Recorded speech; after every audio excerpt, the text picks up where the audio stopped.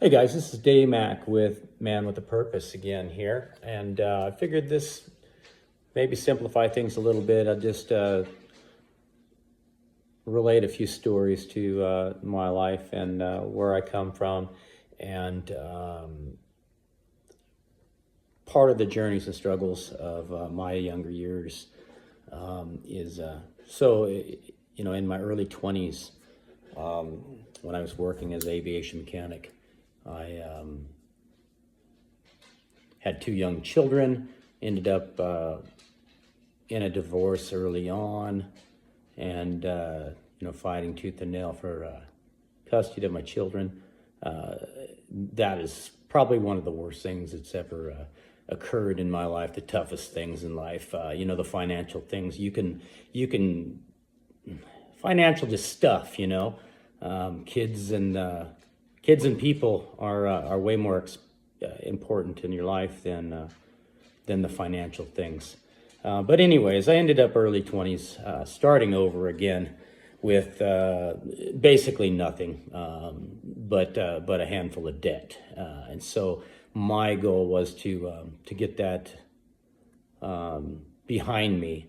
And my father just told me, he said, just stick with it and get it paid off. Don't be a cop out. Don't file bankruptcy on it. And looking back at it, I'm glad that I didn't do that, and we just stuck with it. And surprisingly enough, in a year's time, I had it all paid off. It was about $8,000, which at that time, making under $40,000 a year, to pay that off in a year was pretty miraculous though. So one of the things that I suggest to people, and this is how I did it, is I had my needs and my wants on a piece of paper. One side was needs, one side was wants, and I figured out what my needs were, my monthly expenses, my debt payoff, and what I did was I gave myself an allowance. At that time, I think it was about $40 a week out of my check, gave myself allowance, and that was the extent of my spending money. That meant, any extracurricular activities, anything over and above that,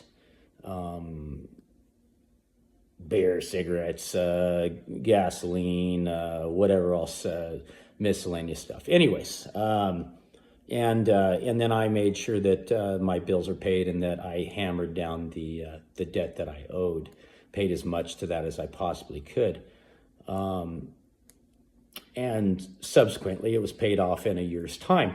Now, in the meantime, along the way, as I received raises, because I did receive some raises at that point in time, I didn't go out and spend the extra money that I got in raises. I looked at it as I'm living okay. I'm functioning fine. I don't need to go out and spend that extra money. So I socked that extra money away into my at the time it was a 401k plan. So every time I got a raise, I just added it to my retirement plan, and I thought, okay, that's a good way to at least get a little match out of it from my employer, and increase my retirement account. And in the meantime, I'm putting away at least 10% or more into a savings account because obviously I wanted to purchase another house again eventually. The one that I purchased at that time before my divorce was awarded. We just gave it to her. Anyways, so I got all the debt and she got the assets. So that was a lovely thing. But I didn't give a crap about any of that. It was all about the kids at that point in time and retaining custody. So anyways, along with all of that, I was saving to purchase another home. And you can take this for what it is. I'm just giving you my story and the things that I've done to help you think a little differently about your finances and how to train your mind. Because really that's what it comes down to be wealthy, to be better off, to have freedom. The first video was work hard, play hard.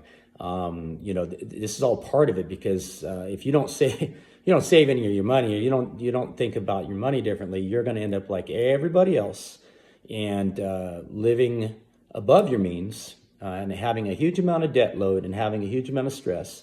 And all it takes is to live a little below your means, and pay yourself first. That's a good principle.